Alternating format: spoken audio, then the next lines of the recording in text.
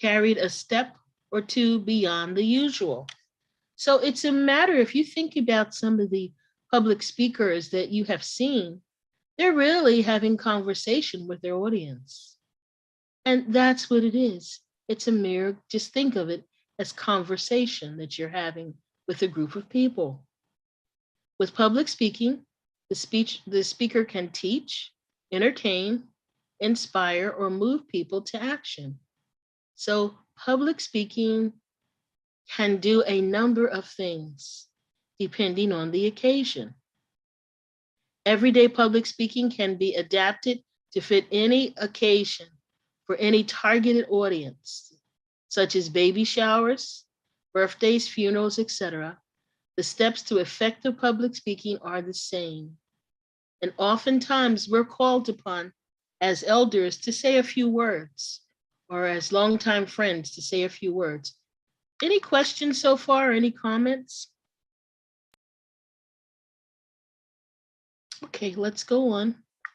We're going to go on to the 5 simple steps. And these steps are applicable, can be applied to any situation in which you have to speak. Number 1 is research, or know your material. Know what you're talking about is what that says. That's the most important thing, that you know your material and it will flow. Know your audience. You want to use words that your audience understands, words that are connected to your material.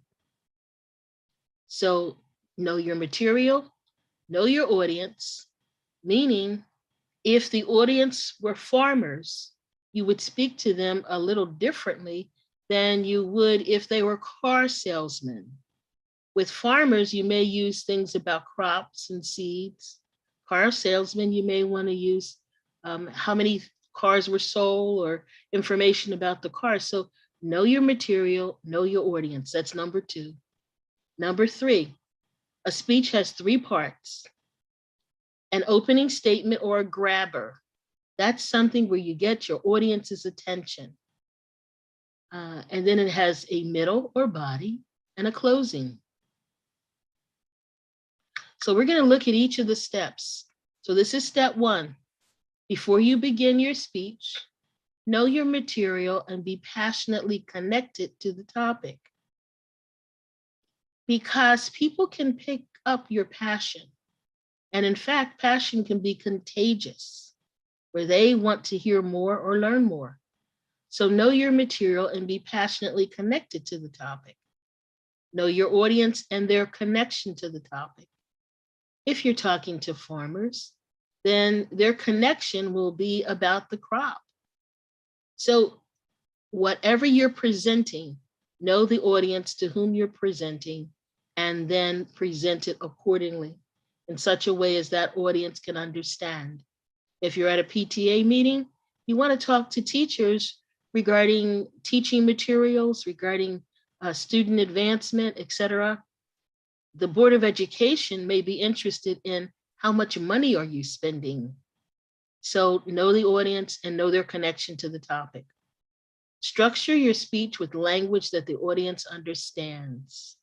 It's not the time to use more fanciful words. It's the time to use basic words that your audience will understand, or terminology of that particular audience. So think about your audience. What word would you use to connect them to your speech? Some things will just make them perk up, such as if you're talking to a farmer, if you start off with, I know a way that you can get 10 times as much from one crop. Now that would pique a farmer's interest, not a car salesman, but a farmer. Okay, so now step 2, and we're going to put all of this in action. You need an open statement or a grabber, something to get people's attention. That's very important. The opening statement should get the audience's attention and allow the audience to see your personal connection to the topic. I'm speaking about farming because I'm a farmer. The audience then knows that you understand or know what you're talking about. So it's good for them to see your connection to the topic. Example to open: a personal story, a quote from an expert, or a shocking statistic. Did you know that uh, infants die in mortality of infants every 3 minutes, and premature baby dies? That's a statistic. And people are, will kind of perk up to that. Or a personal story. It should hook and open the minds of the audience. It should have them start to think about what you are saying. What words would you use? What are the examples of opening statements? I'm going to show you some examples right now with this particular, and then we'll stop after. Oh, wow. I'm so nervous. Wait a minute. Let's get this playing right.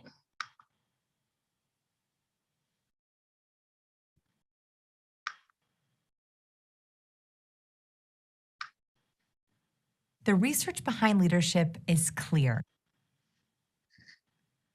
Skill number 1, go for the small yes. Leaders are extremely... Just a second. Just bear with me here.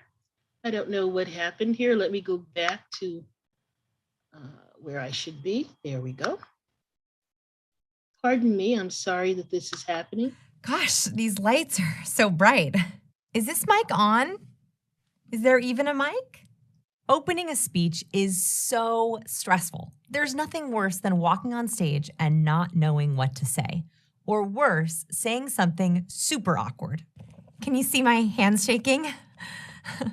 Imagine you naked. Imagine you naked. Imagine you naked. Imagine you naked. Gotta see clearly. Hello, Chicago. Oh, we're in Houston. Hello, Houston. In this video, I'm going to give you the best and worst speech openers for your next presentation, pitch, speech, or toast.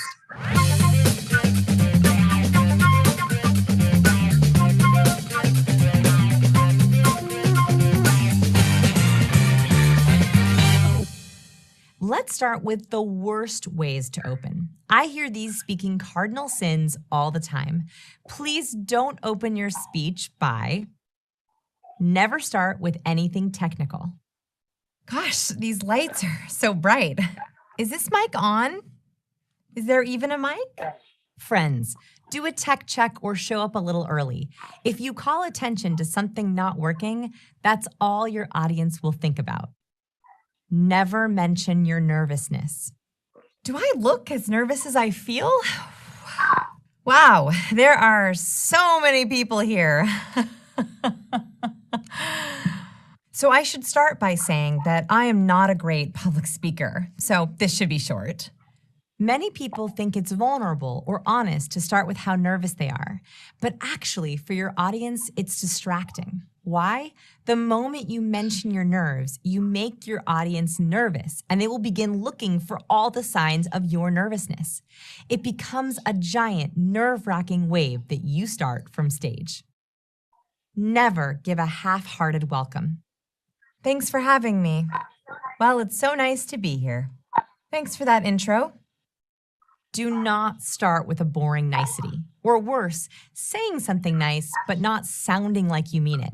I can't tell you how many times I have seen people get on stage and say, "I'm so happy to be here," but look so incredibly unhappy as they say it. Fake, fake, fake. The only